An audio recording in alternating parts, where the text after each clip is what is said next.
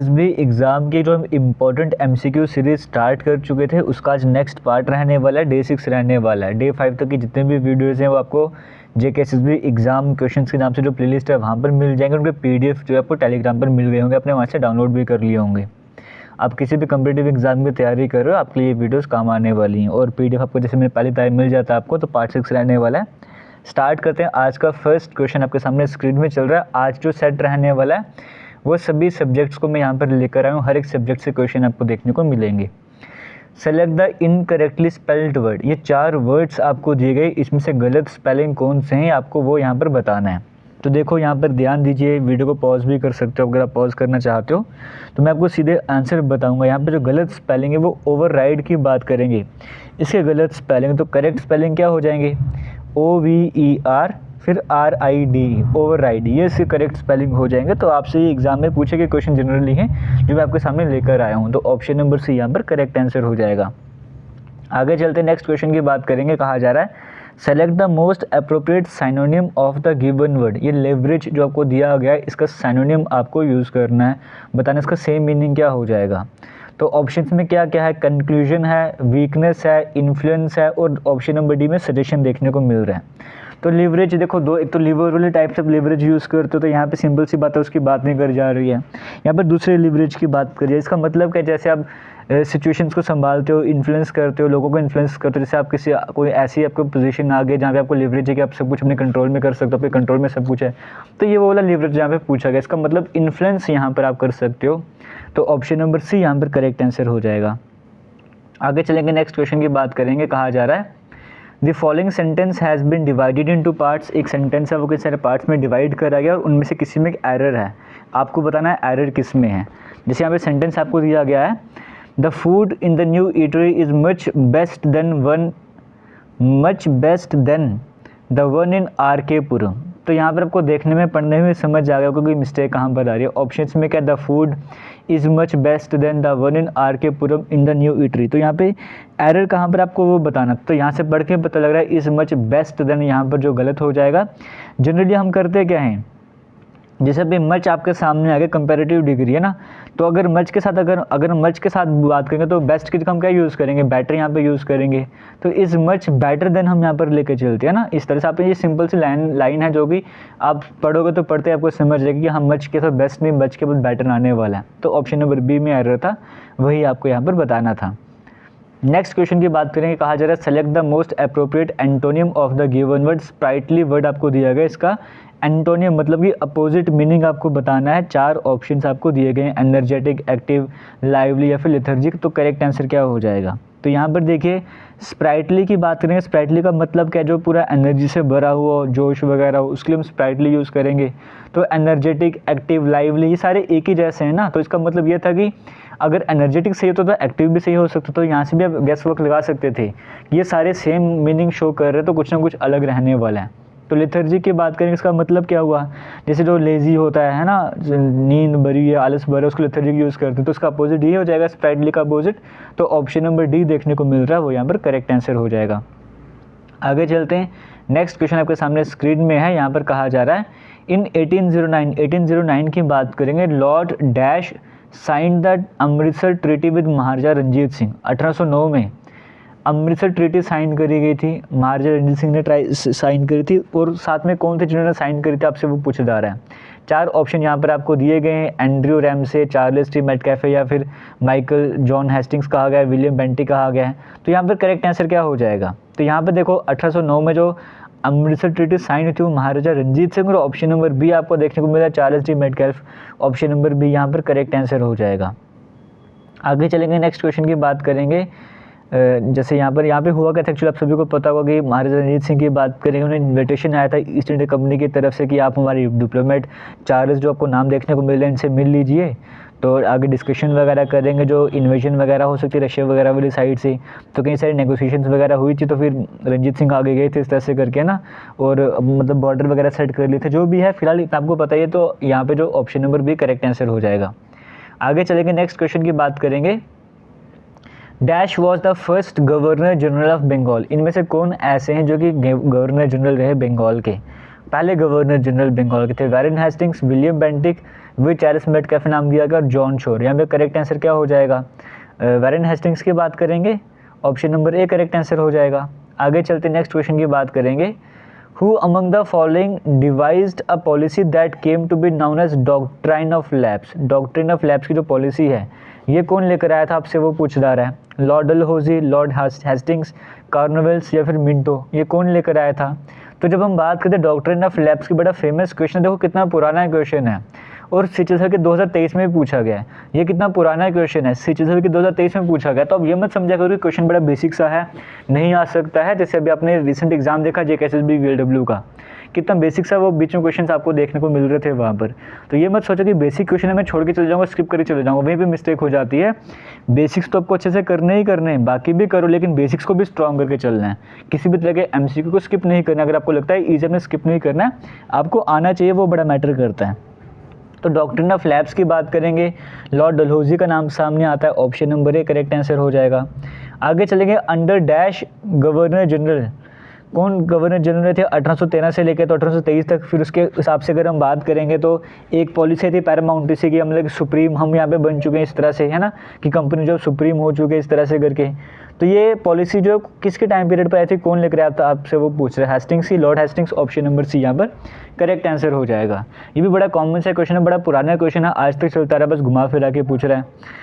Warren Hastings become the first governor general of India in which year, कौन से साल में ये गवर्नर जनरल बने थे इंडिया के। तो आपसे ये पूछा गया, तो इसका आंसर आप मुझे कमेंट सेक्शन में दो ऑप्शन में एलिमिनेट करता हूँ, ये भी एलिमिनेट कर रहा हूँ, ये भी एलिमिनेट कर रहा हूँ। अब आप मुझे बता दो करेक्ट आंसर क्या हो जाएगा। हम चलते हैं नेक्स्ट क्वेश्चन की बात करते हैं। दी आर्म्स एक्ट, आर्म्स एक्ट की बात करेंगे जिसने डिसअलाउ किया था इंडियंस को कि वो फ्रॉम हैविंग आर्म्स, की मतलब वो बंदूकें वगैरह, आर्म्स वगैरह अपने पास नहीं रख सकते। ये पास कब करा गया था, आपसे वो पूछा जा रहा है। देखो अगर मैं यहाँ पर बात करूँगा तो ये लाया किसने था, पहले एग्जाम में ये भी कभी कभी क्वेश्चन बन जाता था ना। तो लॉर्ड लिटन की बात करेंगे, उसके द्वारा लाया गया था। एक सेकंड रुक जाओ, एक सेकंड के लिए। चलो हम इस क्वेश्चन की बात करते हैं कि आर्म्स एक्ट वाले क्वेश्चन की बात कर रहे थे। तो देखो ये आर्म्स एक्ट में आपसे डिस्कस कर रहा था कि कई बार एग्जाम में पहले ये भी पूछा था कि लाया कौन था ना। लॉर्ड लिटन का नाम यहाँ पे सामने आता था। अब यहाँ पे टाइम पीरियड पूछा गया तो 1878 में आया था, ऑप्शन नंबर ए यहाँ पर करेक्ट आंसर हो जाएगा। इतना आपको यहाँ पे पता होना चाहिए। और अगर मैं इस आर्म्स एक्ट की बात करूँगा, मतलब इंडियंस लोग राइफल्स वगैरह पिस्टल वगैरह नहीं रख सकते थे। इसी की जो लॉर्ड लिटन की बात करूँ, टाइम पीरियड की बात करूँ, एक और इंपॉर्टेंट इवेंट वर्नैकुलर एक्ट पास जो बोलते हो, प्रेस एक्ट जो बोलते हो, वो भी इसी टाइम पीरियड पर आया था, तो वो भी आपको पता होना चाहिए। आगे चलेंगे। Who among the following governor generals enacted the law against the sati practice in December 1829। देखो CP 2022 में क्वेश्चन पूछा गया कि सती प्रथा के खिलाफ किसने एक्ट पास करा था, एक्ट कौन लेकर आया था, आपसे वो पूछा जा रहा है। बड़ा कॉमन सा क्वेश्चन, पुराना क्वेश्चन है। लॉर्ड विलियम बेंटिक का नाम सामने आता है, ऑप्शन नंबर बी यहाँ पर करेक्ट आंसर हो जाएगा। तो उम्मीद करता हूँ जितने भी क्वेश्चन आपको कवर करवाए हैं इन सभी का कंसेप्ट आपको समझ आ रहा होगा और आपको सभी के सभी क्वेश्चंस के आंसर पता होंगे। अगर आप स्पेशली वाइल्ड ड्राइव जैसे एग्जाम की तैयारी कर रहे हो, क्योंकि वो बड़ा एक पास आने वाला एग्जाम आपका। आगे चलते नेक्स्ट क्वेश्चन की बात करेंगे।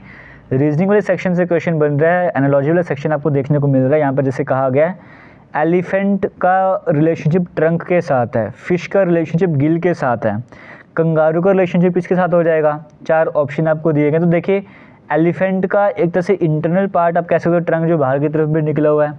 फिशेस का भी इंटरनल पार्ट होता है गिल, वैसे कंगारुओं का पाउच इंटरनल पार्ट हो जाएगा। ऑप्शन नंबर बी यहाँ पर करेक्ट आंसर हो जाएगा। तो यहाँ से ऐसा क्वेश्चन बना हुआ था।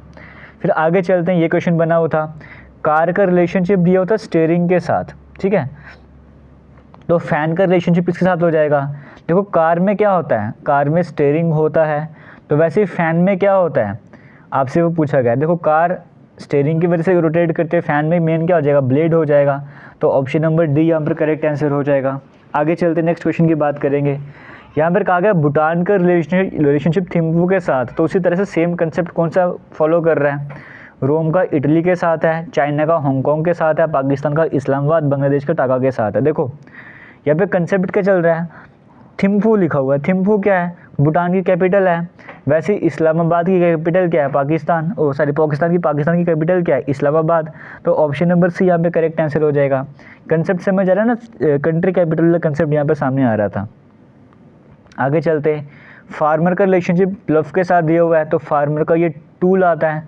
वैसे सोल्जर का क्या पेन एक टूल है, बिल्कुल नहीं। सर्जन का स्कैल्पेल है, बिल्कुल एक टूल होता है सर्जन जो यूज़ करता है। तो ऑप्शन नंबर बी यहाँ पर करेक्ट आंसर हो जाएगा। तो एनालॉजी के कुछ इस तरह के क्वेश्चन बने 2023 में जो आपको देखने को मिल रहे हैं। आगे चलते हैं, ये भी एनोलॉजी वाली कैटेगरी में आया हुआ है। PEARL का रिलेशनशिप LRAEP के साथ है, अल्ट्रा का इसके साथ है। तो देखने में आपको समझ आ रहा होगा कि कंसेप्ट यहाँ पे लग रहा है। देखो PEARL है, उसको उल्टा रिवर्स करके लिख दिया हुआ है PEARL। वैसे ULTRA है तो ULTRA रिवर्स किया हुआ है। तो VIRAL है तो VIRAL ऐसे करना था। तो LARIV कहाँ पर देखने को मिल रहा है? ऑप्शन नंबर सी में देखने को मिल रहा है, वो करेक्ट आंसर हो जाएगा। अब आगे नेक्स्ट क्वेश्चन आपके सामने स्क्रीन में चल रहा है, यहाँ पर बताओ यहाँ पे क्या कंसेप्ट फॉलो हो रहा है। देखो मेड का रिलेशनशिप है JXAB के साथ, रूल का रिलेशनशिप है ORIB के साथ। तो गोल का रिलेशनशिप किसके साथ आपको वो पहचानना है। तो पहले पैटर्न पहचान लेते हैं कि हमें पैटर्न क्या फॉलो हो रहा था। देखो मेड M आता है 13 नंबर पे, A आता है फर्स्ट नंबर पे, D आता है 4th नंबर पे और E आता है 5th नंबर पे, है ना। J आता है 10th नंबर पे, X आता है 24 नंबर पे, A आता है फर्स्ट नंबर पे और B आता है सेकंड नंबर पे। तो 13 से 10 पे कैसे जा सकते हैं आपको ये पता होना चाहिए। पहले 13 से 10 पे जाने के लिए क्या करना पड़ेगा, -3 करना पड़ेगा। फिर उसके बाद क्या किया हुआ मैंने, ठीक है 1 है और 24 है, 1 को 27 भी लिख सकते हो क्योंकि A मतलब 26, Z 26 नंबर पे तो A 27 नंबर पे। उस हिसाब से देखा जाए तो 27 से 24 पे -3 करना पड़ेगा, 4 से 1 के लिए -3 करना पड़ेगा, 5 से 2 के लिए -3 करना पड़ेगा। तो पैटर्न हमें यहाँ पर समझ आया, पैटर्न क्या चल रहा है, -3 वाला पैटर्न चल रहा था। वैसे अगर मैं R की बात करूँ, R 18 नंबर पे आता है, O 15 नंबर पे आता है तो -3 किया हुआ है। U 21 नंबर पे आता है, R 18 नंबर पे आता है, -3 किया हुआ है। तो ये कंसेप्ट भी समझेगा, पैटर्न बिल्कुल क्लियर हो गया। अब G देखो आता है हमारे पास 7th नंबर पे, तो 7 में से 3 माइनस करोगे 4। वो आता है 15 नंबर पे, 15 में से 3 माइनस करोगे 12। ए आता है फर्स्ट मतलब 27वें नंबर पे, 3 माइनस करोगे 24 नंबर आ जाएगा। L आता है 12वें नंबर पे, 3 माइनस करोगे 9। तो 4th नंबर पे D आता है, 12th नंबर पे L आता है, 24 नंबर पे X आता है, 9th नंबर पे I आता है। तो DLXI आपको ऑप्शन नंबर ए में देखने को मिल रहा है, वो करेक्ट आंसर हो जाएगा। उसी तरीके से नेक्स्ट क्वेश्चन आपके सामने स्क्रीन में चल रहा है, यहाँ पर कंसेप्ट फॉलो हो रहा है। कैनोपी का रिलेशनशिप DCQSUE के साथ है, तो बताओ टॉन्सिल का रिलेशनशिप किसके साथ हो जाएगा। तो पैटर्न देखते हैं, पैटर्न क्या फॉलो हो रहा है। C से D कैसे जा सकते हैं, +1 किया हुआ है। A से C कैसे जा सकते हैं, A फर्स्ट नंबर पे और C थर्ड नंबर पे, +2 किया हुआ है। N 14th नंबर पे आता है और Q 17th नंबर पे आता है, +3 किया हुआ है। O 15 नंबर पे आता है और S 19 नंबर पे आता है, +4 किया हुआ है। P 16 नंबर पे आता है, U 21 नंबर पे आता है, +5 किया हुआ है।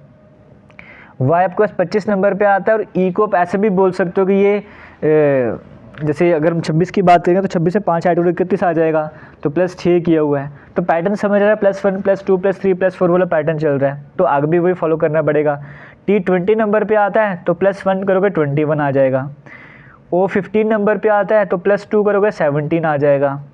N 14 नंबर पे आता है तो 3 ऐड करोगे 17 आ जाएगा आपके पास। तो एक ऐसा ऑप्शन जो UQQ से स्टार्ट हो रहा है, तो 2 ऑप्शन है, आगे चेक करना पड़ेगा। फिर 4 ऐड करना था, S 19th नंबर पे आता है, 4 ऐड करेंगे 23वें नंबर पे W आता है। तो UQQ के बाद W आपको ऑप्शन नंबर बी में देखने को मिल रहा है, ऑप्शन नंबर बी यहाँ पे करेक्ट आंसर हो जाएगा। जो पैटर्न में समझाने की कोशिश कर रहा हूँ, उम्मीद करता हूँ वो पैटर्न आपको समझ आ रहा होगा। और वीडियो अच्छी लग रही है, वीडियो को शेयर कीजिएगा। टेस्ट सीरीज़ में आज रात से पहले मतलब 11-12 बजे से पहले एक नया fresh full length mock test जो है वो अपडेट हो जाएगा। अगर पहले वाले अगर आपने अटैम्प्ट किया तो अच्छी बात है, आज नया मॉक टेस्ट अपडेट होगा, वो भी अटैम्प्ट करें। और फुल कोर्स का लिंक भी आपको डिस्क्रिप्शन बॉक्स कमेंट सेक्शन में मिल जाएगा। ये 2023 के लास्ट में वीडियो बना रहा हूँ, तो 2 दिन का टाइम अभी है ख़त्म होने में, तो आपको डिस्काउंट चल रहा है वहाँ पर। फुल कोर्स में भी 75% के आसपास डिस्काउंट है, वहाँ पर जाकर ज्वाइन कर सकते हो। लिंक आपको वीडियो के कमेंट सेक्शन में पिन करे हुए मिल जाएंगे, डिस्क्रिप्शन बॉक्स में मिल जाएंगे। आगे चलते नेक्स्ट क्वेश्चन की बात करेंगे। यहाँ पे कहा जा रहा है 8 का रिलेशनशिप 48 के साथ है, 19 का किसके साथ हो जाएगा, 16 का 112 के साथ दिया हुआ है। अब ऐसे क्वेश्चन में जनरली हम रुक जाते हैं क्योंकि हमने 1-2 तरह के पैटर्न ट्राई करते नहीं आता, हम फिर वहाँ पे लगता है कि हाँ क्या यहाँ पे ट्राई करना पड़ेगा, तो यहाँ पे प्रैक्टिस बड़ी इंपॉर्टेंट बन जाती है। देखो 8 से बोलोगे, 8 को 6 से मल्टीप्लाई करो 58 आ जाएगा। 16 को 6 से मल्टीप्लाई करो, पैटर्न बन रहा है क्या, नहीं बन रहा। अगर मैं 16 को 6 से मल्टीप्लाई करता हूँ तो 60 और 36 96 हमारे पास आ रहा है, उससे कहानी नहीं बनती। तो अगर मैं 7 से मल्टीप्लाई करता हूँ तो 70, तो 42 कितना हो जाएगा 70, 100, 112, तो 7 से मल्टीप्लाई करने पे आ रहा है, तो यहाँ पे 6 और यहाँ पे 7 वगैरह आ रहा है, तो यहाँ पे बीच में किससे मल्टीप्लाई करूँगा, 6.5 से मल्टीप्लाई करूँगा क्या। तो ऐसे कुछ पैटर्न यहाँ पे बन नहीं रहा, तो यहाँ पे दूसरा पैटर्न ट्राई करना पड़ेगा। तो मैं आपको डायरेक्ट बताऊँ यहाँ पे पैटर्न कौन सा लग रहा था, ठीक है। जैसे 8 से 48 बन रहा है, आप इसको और कैसे बना सकते हो, 19 से डैश, फिर 16 से 112 आपको देखने को मिल रहा है। और पैटर्न समझो, आप वीडियो को पॉज करो और ट्राई करो, यहाँ पे और के पैटर्न लग सकते हैं। आप ऐसा भी कर सकते हो कि 8 है, 8 में से पहले आप 2 माइनस कर लो, 6 आएगा, है ना, फिर उसको आप 8 से मल्टीप्लाई करो, 48 आ जाएगा। अब ये पैटर्न जो प्रैक्टिस के बाद आता है, क्योंकि आप इस तरह के क्वेश्चन प्रैक्टिस करते हो, फिर पेपर में वो पैटर्न फॉलो करते हो। मैं ट्राई करके देखता हूँ आगे, यहाँ पर भी क्या सेम पैटर्न लगता है। 16 में से पहले 2 माइनस करूँगा, 14 आ जाएगा, फिर 14 को अगर मैं 8 से मल्टीप्लाई करूँ तो 80 और 32, 112 हमारे पास बिल्कुल आ रहा है। तो ये पैटर्न फॉलो हो रहा है। तो यानी कि 19 में से पहले 2 माइनस करूँगा 17, फिर उसको 8 से मल्टीप्लाई करना पड़ेगा, तो 80 आ जाएगा और 56 आ जाएगा ना, 6 आ जाएगा, तो 136 आपको ऑप्शन नंबर ए में देखने को मिल रहा है, वो करेक्ट आंसर आ जाएगा। पैटर्न समझ आ गया। एग्जाम में कुछ ना हो तो पैटर्न इस तरह से करने पड़ते हैं, और अगर प्रैक्टिस नहीं करके जाओगे तो यहाँ पे क्वेश्चन के सॉल्व भी नहीं होते, फिर 4-5 मिनट यहीं पे लग जाते हैं और टाइम वेस्ट हो जाता है। अब जैसे नेक्स्ट क्वेश्चन देखो, आपके सामने स्क्रीन में है, यहाँ पर कैसे बना हुआ है, 16 का रिलेशनशिप 69 के साथ है, 24 का किसके साथ होगा, 31 का 144 के साथ है। अब यहाँ पर ट्राई करना पड़ेगा, यहाँ पर क्या पैटर्न फॉलो हो रहा है। देखो यहाँ पर मैं पूछता हूँ पैटर्न का, आप अपने हिसाब से ट्राई वगैरह कर लो, वीडियो को पॉज करके मैं डायरेक्ट पैटर्न बताऊँगा। 16 को अगर आप 5 से मल्टीप्लाई करते हो तो कितना आपके पास आ जाएगा, 50 और 30, 80 आ जाएगा। फिर 80 में से अगर आप 11 माइनस करते हो तो 69 आपके पास आ जाएगा। तो मैं पैटर्न जो आपको बता रहा हूँ, क्या पैटर्न बता रहा हूँ, नंबर को मल्टीप्लाई करो 5 से, फिर बाद में 11 माइनस कर दो। पैटर्न के आगे फॉलो होगा।